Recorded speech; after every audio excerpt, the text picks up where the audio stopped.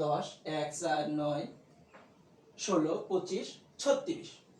তো এই সংখ্যাগুলোর দিকে তাকালে আমি যদি যে কোনো একটি পদের দিকে তাকাই, যেমন 5, তো দেখো 5 এর আগে 3, 5 এর পরে 7। দেখো এখানে 5 এর আগের পদটা তার থেকে 2 কম, 5 এর পরের পদটা তার থেকে 2 বেশি। আর প্রথম পদের দিকে যদি তাকাই, প্রথম পদ থেকে দ্বিতীয় পদ 2 বেশি, দ্বিতীয় পদ থেকে তৃতীয় পদ 2 বেশি, তৃতীয় পদ থেকে চতুর্থ পদ 2 বেশি। অর্থাৎ এই পদের দিকে তাকাই, এই সিকোয়েন্সের দিকে তাকাই, তাহলে দেখো একটা প্যাটার্ন আমরা লক্ষ্য করব, একটা সিকোয়েন্স, এটা প্যাটার্ন লক্ষ্য করব। তো এটাই তাদের অনুক্রম। অনুক্রমের ইংরেজি শব্দ সিকোয়েন্স, অনুক্রমের ইংরেজি শব্দ সিকোয়েন্স। আমরা তৃতীয় অনুক্রমের দিকে যদি তাকাই, এটার দিকে তাকালে দেখো আমরা একটা সামঞ্জস্য দেখতে পারবো যে 1, 4, 9, 16, 25 এবং 36। তো এখানে আমরা এগুলো কোথা থেকে পেয়েছি আর এইগুলো কোথা থেকে পেয়েছি এবং এইগুলো কোথা থেকে পেয়েছি, এটা স্বাভাবিক বেজোড় সংখ্যার একটা অনুক্রম, এটা জোড় সংখ্যার অনুক্রম এবং এটা স্বাভাবিক সংখ্যার বর্গের অনুক্রম।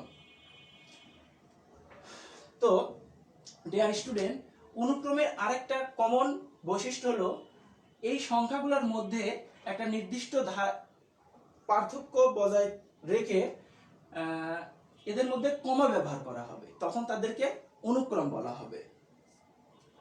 তো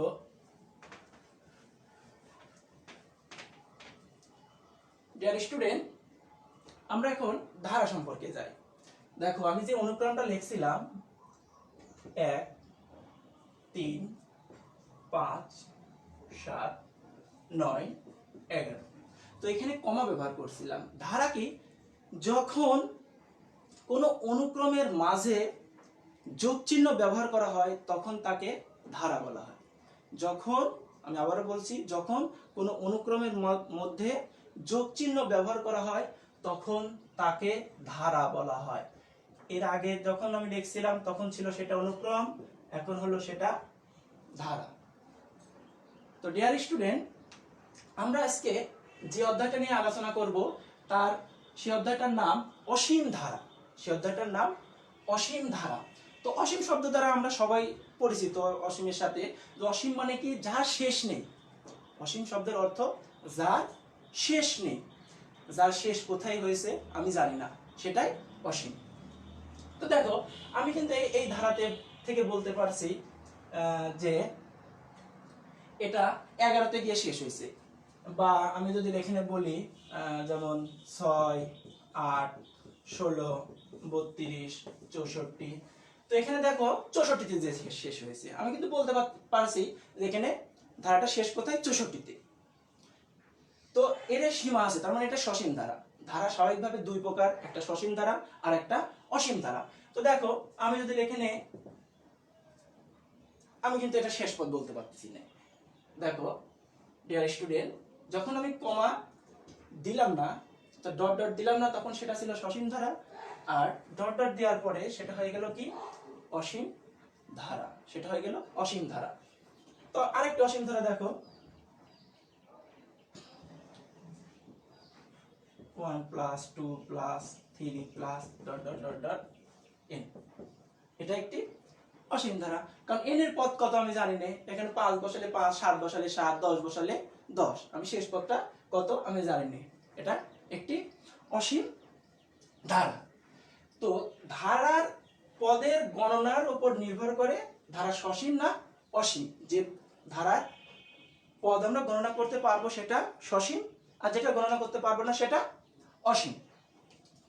তো ডিয়ার স্টুডেন্ট, তো ধারা দুই প্রকার, প্যাটার্ন অনুযায়ী এটা দুই প্রকার।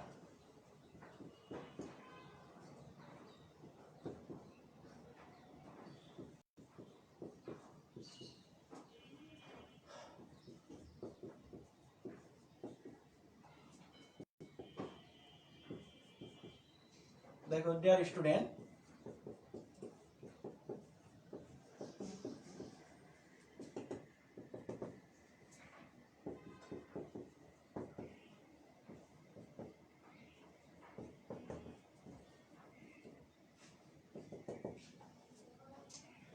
ডিয়ার স্টুডেন্ট, আমরা এই তিনটা ধারার দিকে যদি আমরা তাকাই তাহলে আমরা ধারা সম্পর্কে আরেকটু ক্লিয়ার কনসেপ্ট চলে আসবে।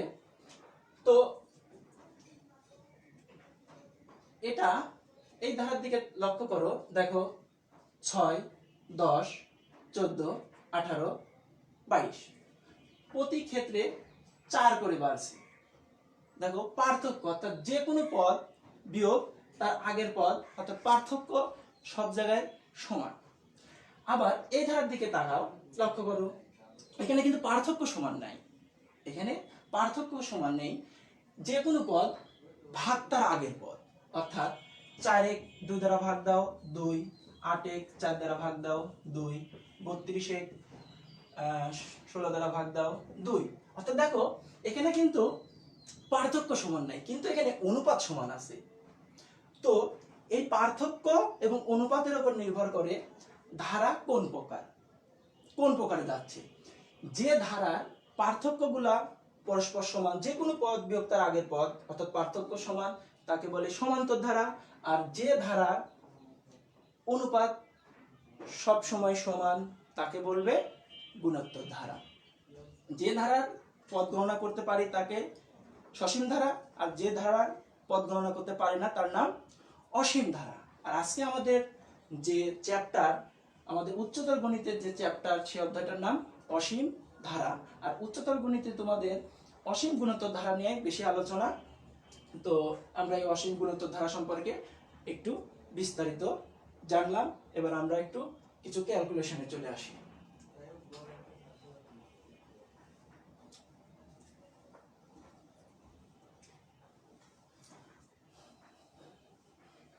ডিয়ার স্টুডেন্ট, আমি এখানে একটি সাধারণ পদ লিখছি।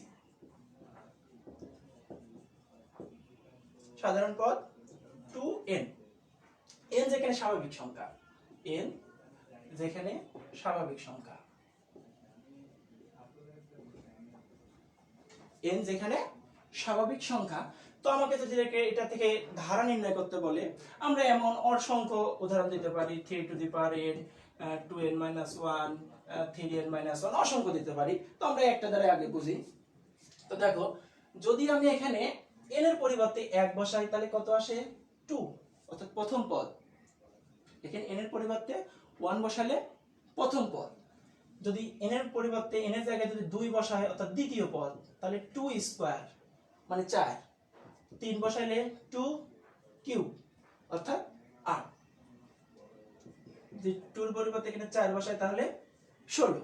তাহলে এই যে আরেকটা আমরা ধারা পেলাম, একটা সাধারণ পদ থেকে একটা ধারা নির্ণয় করা শিখলাম।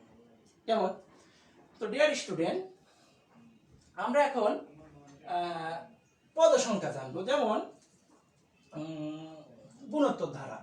আমি একটা গুণোত্তর ধারা লিখি, 2 4 প্লাস 8 প্লাস 16 প্লাস 32 প্লাস 64, এখানে plus dot dot dot dot. Dear student, খেয়াল করো, আমি তো জানি প্রথম পদ 2, দ্বিতীয় পদ 4, তৃতীয় পদ 8, চতুর্থ পদ 16, পঞ্চম পদ 32, ষষ্ঠ পদ 64। তো ডিয়ার স্টুডেন্ট, আমাকে যদি বলা হলো এখানে দশম পদ কত, আমি কি এখানে কি বারবার এই ক্যালকুলেশন করে করব? না ডিয়ার স্টুডেন্ট, আমি এভাবে যদি করতে থাকি তাহলে অসংখ্য সময় লাগবে। তো সেই জন্য এখানে একটা সাধারণ সূত্র প্রয়োগ করা হয়, তম পদ নির্ণয়ের সূত্র। তম পদ নির্ণয়ের সূত্র a r to the power n minus 1, a r to the power n minus 1, যেখানে a সমান প্রথম পদ, a সমান প্রথম পদ, আর r সমান সাধারণ অনুপাত, সাধারণ অনুপাত। তো ডিয়ার স্টুডেন্ট, আমাকে যদি এখানে বলে যে 10তম পদের মান বের করো, তাহলে আমি কি করব? প্রথম পদ a সমান 2,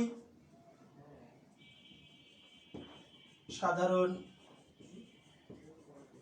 অনুপাত r সমান, r এর মান বের করার নিয়ম যে কোনো পদ ভাগ তার আগের পদ, কিন্তু আমরা স্বাভাবিকভাবে করে থাকি কি দ্বিতীয় পদ ভাগ প্রথম পদ। তবে যেহেতু এটা প্যাটার্ন মেনে চলে, তাই যে কোনো পদ ভাগ আগের পদ দিলেও হবে, বা দ্বিতীয় পদ ভাগ প্রথম পদ দ্বারা করলেও চলবে। তো ডিয়ার স্টুডেন্ট, খেয়াল করো, তো আর এর মান এখানে কত আসে? 2। তাহলে আমি এখন বের করব 10তম পদের মান। তাহলে এখানে বের করতে বলি 10তম পদ কত। তাহলে দেখো, n তম পদ নির্ণয় সূত্রটা আমার জানা লাগবে, a r two the power n - 1। তাহলে 10তম পদ সমান এর মান কত? 2, আর এর মান 2। n বলতে 10তম পদ, n 10তম পদ, তাহলে n এর জায়গায় 10 - 1, 2 into 2 to the power 9, 2 to the power 9। তাহলে 2 ইনটু 2 টু দি পাওয়ার 9 মানে কত? 512, 1024, 1024। তো ডিয়ার স্টুডেন্ট, এক্ষেত্রে আমরা কি বের করলাম? সমষ্টি নির্ণয়, তম পদটা বের করা শিখলাম। তো একইভাবে প্রত্যেকটা অঙ্কতে আমরা তম পদ বের করতে পারবো আশা করি। তো ডিয়ার স্টুডেন্ট, আমরা এখন অঙ্ক করব, সমষ্টি নির্ণয় করব। এই ধারা বা যে কোনো ধারা সমষ্টি নির্ণয় করব। তো দেখো, প্রথম দুইটি পদের সমষ্টি কত? 6, 3 পদের 14, 4 পদের সহজে ছোট ছোট 3টা বা 4টা দিলে আমাদের দেখা যাচ্ছে হাতে বা ক্যালকুলেটর যোগ করে সহজে করতে পারি। কিন্তু যদি আমাকে বলা হয় 10তম পদের সমষ্টি কত, বা 50 পদের সমষ্টি কত, বা 100 পদের সমষ্টি কত, বা 200 পদের সমষ্টি কত, বা 1000 পদের সমষ্টি কত, তখন আমি কত সহজে করতে পারবো? তখন কি সহজ হবে? তখন কিন্তু সহজ হবে না, তখন অনেক জটিল হয়ে যাবে। তো ডিয়ার স্টুডেন্ট, খেয়াল করো, তো সেই জন্য সমষ্টি নির্ণয় একটি সূত্র জানা লাগবে। সূত্রটা আমরা জানি। তো সমষ্টি নির্ণয়ের সূত্র S n equal a into 1 minus r to the power n divided 1 minus r, এটা সমষ্টি নির্ণয়ের সূত্র। তো স্বাভাবিকভাবে যদি r এর মান 1 এর চেয়ে বড় হয়, সরি 1 এর চেয়ে যদি ছোট হয় তাহলে এই সূত্র। কিন্তু যদি r এর মান 1 এর চেয়ে 1 থেকে যদি বড় হয়ে যায়, তখন এই সূত্র প্রয়োগ করা লাগবে। যদিও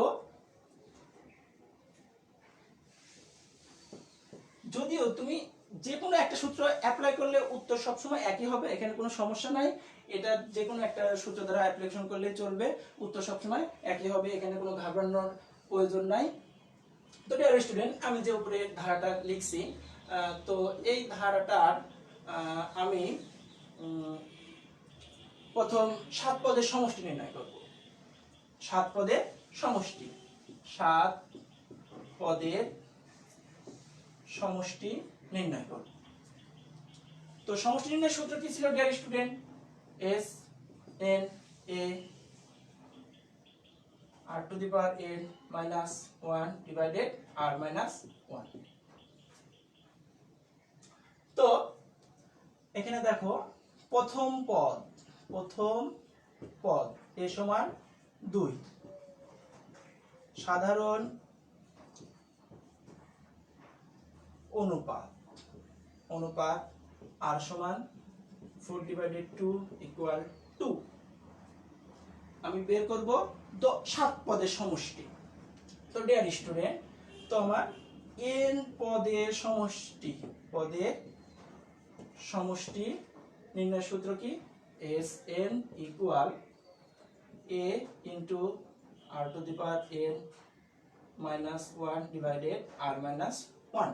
আমার যেহেতু 7 পদের সমষ্টি, তো 7 পদের সমষ্টি S7। এ বলতে প্রথম পদের মান 2, আর এর মান 2, 7 minus 1 divided 2 minus 1। তো dear student, 2 into 2 to the power 7 কত? 128। নিচে 2 থেকে বিয়োগ 1, নিচে 2 থেকে 1 বাদ দিলে 1, নিচে 1 না লিখলে সমস্যা নাই, কারণ যে কোনো সংখ্যার হর 1 মানে সেটা পূর্ণ সংখ্যা দ্বারা নির্দেশ করে। দেখো ডিয়ার স্টুডেন্ট, 2 into 127, তাহলে এটা গুণ করলে কত হবে? 254, এর মান 254। তো এমন যত সিকোয়েন্স আমাদের আসুক না কেন বা যে কোনো ধারা আসুক না কেন, আমরা ঠিক একই ধারাবাহিকতায় আমরা আশা করি যে কোনো সমষ্টি নির্ণয় করতে পারবো। তো ডিয়ার স্টুডেন্ট, আমরা অনুক্রম শিখলাম, ধারা শিখলাম, ধারার পদ নির্ণয় শিখলাম, ধারার সমষ্টি নির্ণয় করাও শিখলাম। তো আমাদের এখন বাকি কি ধারার অসীমিত সমষ্টি, অসীমতক। এখন অসীমতক সমষ্টি দ্বারা এই শব্দের সাথে আমরা একটু পরিচিত হই ডিয়ার স্টুডেন্ট। ধারার অসীমতক সমষ্টি কখন থাকবে? ধারার অসীমিতক সমষ্টি কখন থাকবে? তো খেয়াল করো, 3 যোগ 9 যোগ 27 যোগ 81 243 প্লাস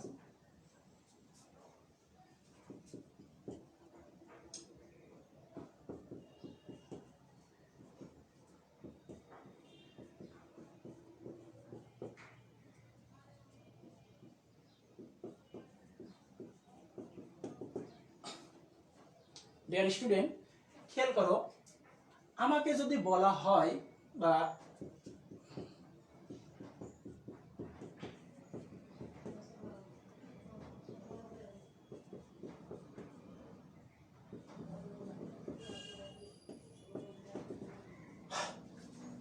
ডিয়ার স্টুডেন্ট খেয়াল করো, সমষ্টি কি শেষ পদের সমষ্টি নির্ণয় করা, শেষ পদগুলার পর্যন্ত সমষ্টি নির্ণয় করলে এগুলোর যোগফল কত হবে সেটা আমাকে বের করা অসীমতক সমষ্টি নির্ণয়ের মূল শর্ত। তো আমি কখন অসীমতক সমষ্টি বের করতে পারবো এবং কখন পারবো না, একটু মনোযোগ সহকারে খেয়াল করো ডিয়ার স্টুডেন্ট। দেখো, এই ধারা 3, 9, 27, 81, 243, পরেরটা তার থেকে বড়, তারপরটা তার থেকে বড়, তারপরটা আরো বড় হবে। তো এই ধারাতে আমার শেষ পদটা কত হবে? বিশাল। অর্থাৎ সোজা কথায় বললে আমার জানা নেই যে শেষ পদটা আমার কত আসতে পারে। বৃহত্তর থেকে বৃহত্তর মান, শেষ পদটা হবে কত? বৃহত্তর থেকে বৃহত্তর মান। যে পদটার মান আমি জানি না, তো যে পদটার মান আমি আইডিয়াই করতে পারতেছি না যে শেষ পদটা কত হবে, তাহলে তার সমষ্টিটা কত বিশাল হতে পারে। একটু খেয়াল করো, তাহলে কি আমরা এই ধারাটাতে থেকে কি সমষ্টি নির্ণয় করতে পারবো? পারবো না। তো ডিয়ার স্টুডেন্ট, আবার খেয়াল করো, আমি যে এই ধারাগুলো লিখছি, এই দুইটা, এক দেখো 1 3 দিয়ে ভাগ করলে কত হয়? 0.33। 1 9 দ্বারা ভাগ করলে তার থেকে আরো ছোট, 1 7 দ্বারা ভাগ করলে তার থেকে আরো ছোট, 1 243 দ্বারা ভাগ করলে তার থেকে আরো ছোট। তো 1 এইভাবে ধারাটাকে দেখো আস্তে আস্তে কি আস্তে আস্তে খুবই ছোট হচ্ছে, ধারাটা খুবই ছোট হচ্ছে, হয়তোবা এক সময় গিয়ে আরো ছোট হয়ে যাবে এবং শেষ পদটা হয়তোবা কেমন হতে পারে? 0.00000000000 অথবা দেখা যাচ্ছে যে 1 কোটি জিরো লেখে শেষে একটা 1। ডিয়ার স্টুডেন্ট, খেয়াল করো, 1 কে 1 কে যে কোনো মান দ্বারা ভাগ করলে কিন্তু মান কখনো শূন্য হবে না, কিন্তু অনেকগুলা শূন্য লেখে 1 লেখা প্রায় শূন্যের কাছাকাছি, কিন্তু সেটা কখনোই শূন্য হবে না। তো দেখো ডিয়ার স্টুডেন্ট, আমি কিন্তু শেষ পদটা আইডিয়া করতে পারছি যে শেষ পদটি কত আসতে পারে, শেষ পদটি কত হতে পারে? শূন্যের কাছাকাছি, কিন্তু কখনো শূন্য হবে না। কিন্তু শেষ পদটা আমাদের আইডিয়ার মাধ্যমে চলে আসছে যে শেষ পদটা কত হতে পারে? শূন্য। তো দেখো ডিয়ার স্টুডেন্ট, এই ধারার দিকে তাকাও, 1 প্লাস 1/2 তার মানে 0.5, 1/4 তার মানে 0.25, 1/8 মানে 0.125, 1/16 তার থেকে আরো ছোট, 1/32 তার থেকে আরো ছোট। তো এটা তো দেখো শেষ পদটা কত আসবে? হয়তো কমতে কমতে কমতে কমতে কমতে একেবারে জিরোর কাছে চলে আসবে, কিন্তু কখনোই জিরো হবে না। হ্যাঁ, তো আমরা এই ধারাটা তো শেষ পদটা কত কল্পনা করতে পারছি, শেষ পদটা জিরো হতে পারে, জিরো হতে পারে, কিন্তু কখনোই জিরো আসবে না। তো অসীমিত সমষ্টি হওয়ার শর্ত যে আর এর মানটা এমন হওয়া লাগবে মডুলাস 1। এটার দ্বারা বোঝাচ্ছে -1 থেকে বড় কিন্তু 1 থেকে ছোট। তো একটা মান 1 থেকে কখন বড়? যদি প্রকৃত ভগ্নাংশ চলে আসে কোনো জায়গায়, যদি প্রকৃত ভগ্নাংশ চলে আসে তখন সেটা 1 থেকে ছোট, আর যদি অপ্রকৃত ভগ্নাংশ আসে তখন সেটা 1 থেকে বড়। তো আমরা এটা অসীমিতক সমষ্টি নির্ণয়। তো অসীমিতক সমষ্টি নির্ণয়ের সূত্র s infinity equal a divided 1 minus r। আর যেখানে শর্ত কি, r এর মানটা -1 থেকে বড় কিন্তু 1 থেকে ছোট। r এর মানটা -1 থেকে বড় কিন্তু 1 থেকে ছোট। তো ডিয়ার স্টুডেন্ট, তো এখানে খেয়াল করো, প্রথম পদ কত? প্রথম পদ a সমান 1, সাধারণ অনুপাত দ্বিতীয় পদ ভাগ প্রথম পদ, তার মানে এর মান আসছে কত? 1/2। তো s ইনফিনিটি কত আসতেছে? সূত্র কি? এর মান কত? 1/1 1/2 1/, এখানে লসাগু করলে 1 থেকে হাফ বাদ দিলে হাফ, তো ভগ্নাংশটা উল্টা গেলে কত হবে? 2। অর্থাৎ এই ধারাটার অসীমিতক সমষ্টি, অর্থাৎ শেষ পদ পর্যন্ত যদি আমি ধরতে থাকি তাহলে এর মান কত হবে? 2। অসীমিতক সমষ্টি কত হবে? 2। ধারার অসীমিতক সমষ্টি হবে অবশ্যই 2। তো ডিয়ার স্টুডেন্ট, অসীমিতক সমষ্টি এই একই ভাবে প্রত্যেকটা অঙ্কে করা লাগবে। তো এইভাবে কিন্তু আমরা দেখো এর পরবর্তীতে তোদের বইয়ে যেগুলা ধারার পদ নির্ণয়, ধারার সমষ্টি, অসীমিতক সমষ্টি ইনশাআল্লাহ নির্ণয় করব। তো ডিয়ার স্টুডেন্ট, আমাদের আরেকটি অঙ্ক এখান থেকে একটু মনোযোগ সহকারে বোঝা লাগবে। এই অঙ্কটা খুবই গুরুত্বপূর্ণ এবং প্রায় প্রত্যেক বাড়ি এখান থেকে বোর্ড পরীক্ষায় এই অঙ্কটা দিয়ে দেয়। তো ডিয়ার স্টুডেন্ট, খেয়াল করো যে প্রশ্নটা কি। প্রশ্নটা যে 1/2x + 1 + 1/2x + 1 whole square plus 1/2x + 1 cube plus 1/2x + 1 to the power 4 plus dot dot.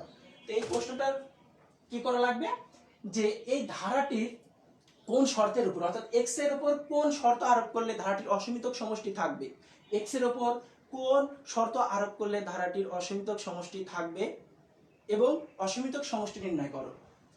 শর্ত নির্ণয় করতে বলেছে এবং সমষ্টি, শর্ত প্লাস সমষ্টি। খেয়াল করো, শর্ত এবং সমষ্টি। এই অঙ্কটা দুইটা স্টেপে হবে। একটা শর্ত, অর্থাৎ x এর উপর কোন শর্ত দিলে এটার অসীমিতক শর্তটা পালন করবে এবং অসীমিতক সমষ্টিটা আমাদের নির্ণয় করা লাগবে। তো ডিয়ার স্টুডেন্ট, এখানে খেয়াল করো, প্রথম পদ a সমান 1/2x + 1, a ইকুয়াল 1/2x + 1, সাধারণ অনুপাত আর সমান দ্বিতীয় পদ ভাগ প্রথম পদ। দ্বিতীয় পদ কি আছে? 2x + 1 হোল স্কয়ার ভাগ প্রথম পদ 1/2x + 1। ডিয়ার স্টুডেন্ট, তো খেয়াল করো 2x + 1, তো এখানে ভাগ চিহ্নের জায়গায় যদি আমি গুণ চিহ্ন দেই তাহলে ভগ্নাংশটা কি হবে? উল্টায় যাবে, 1 এখানে হোল স্কয়ার। তাহলে দেখো উপরে আছে 2x + 1 একটা, নিচে আছে 2x + 1 দুইটা, তাহলে কাটাকাটি করলে আমরা স্বাভাবিকভাবে জানি কি 1/2x + 1, আর মান কত? 1/2x + 1। তো কোন শর্ত আরোপ করলে এর উপর সমষ্টি থাকবে?